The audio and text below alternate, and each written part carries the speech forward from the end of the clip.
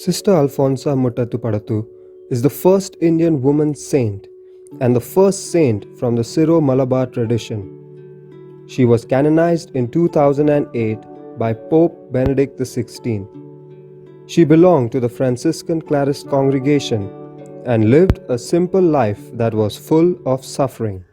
Alfonsa was the youngest of 5 children born to Cherian Osif and Mary in Kudamalur, Kerala on 19th August 1910. She was born under very strange circumstances. The story goes that her mother lay asleep one night when a snake wrapped itself around her waist. She awoke in a fright and went into labor. She was 8 months pregnant at the time.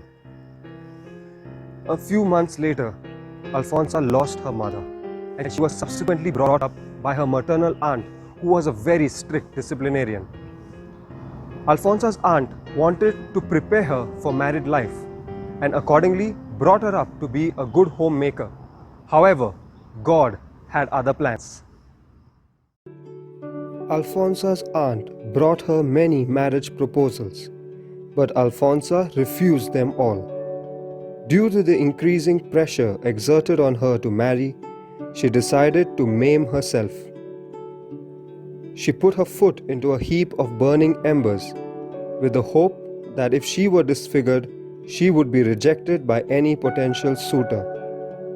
But her plan failed as proposals continued to come even after she entered the convent. Her spiritual director, Father James Murican, introduced her to Franciscan spirituality and put her in touch with the Franciscan Clarists. Her years with the sisters were filled with pain. Her health began to decline, and she often fell sick. She commented on those years of suffering, saying, "It seems I was entrusted with a part of the cross of Christ. There are abundant occasions of suffering. I have a great desire to suffer with joy. It seems that my spouse wishes to fulfill this desire." Despite her weak constitution, Sister Alfonsa always remained cheerful and tried to be of service to her fellow sisters in the community and to all those who approached her, especially the students who came to the convent school.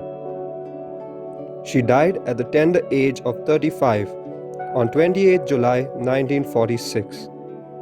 The school students began to bring flowers to her grave and pray to her, and many of them found that their prayers were being answered.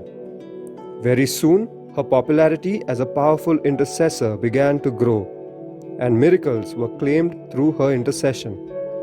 The last miracle that assured her canonization was the cure of a 10-year-old Muslim boy who suffered from clubfoot.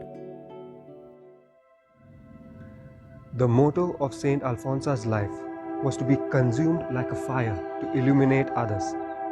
She never achieved any great things in her life. She was not brilliant. She had no exceptional skill or talent or beauty or even wealth. She lived a simple and poor life. That was her greatest achievement. She made herself available to all those who sought her help. Despite her pain and suffering, she spent time each day with the school children and offered her help to perform menial tasks and chores in her community. Alfonsa embraced suffering. Suffering is a part of life, but very often we try whatever possible to avoid and get rid of suffering. Only death brings release from suffering. The more we try and run away from suffering during our lifetime, the more anxious and unhappy we will be. Alfonsa teaches us the value of suffering. While suffering is not something good in itself, it can be channelized to achieve a good end result. We are well aware of people suffering all over the world. Each of us experiences suffering in big and small ways every day. It could be the suffering of illness, or the suffering of a harsh parent, or a demanding boss, or some form of teasing, bullying, sexism, or racism. None of these things are good. They aren't supposed to happen, but they do. The question is, how do we react to it? If we let suffering defeat and crush us, and we grumble all the time, or try our level best to escape it, then we are missing out on the opportunity to use suffering to achieve something greater. How can suffering be used to achieve something greater, you ask? Well, look at Jesus.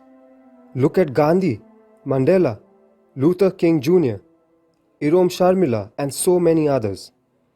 They have proved by their life that suffering is not a final defeat.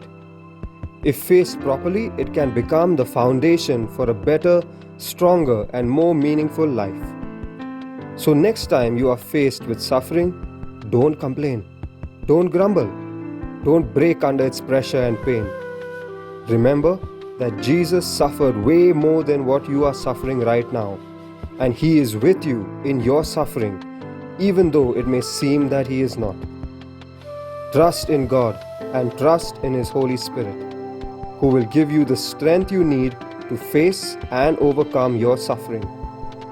Saint Alphonsa's life shows us that God might not take away our suffering completely, but He gives us the strength to face that suffering, while He uses it to bless our life and to bless all those around us.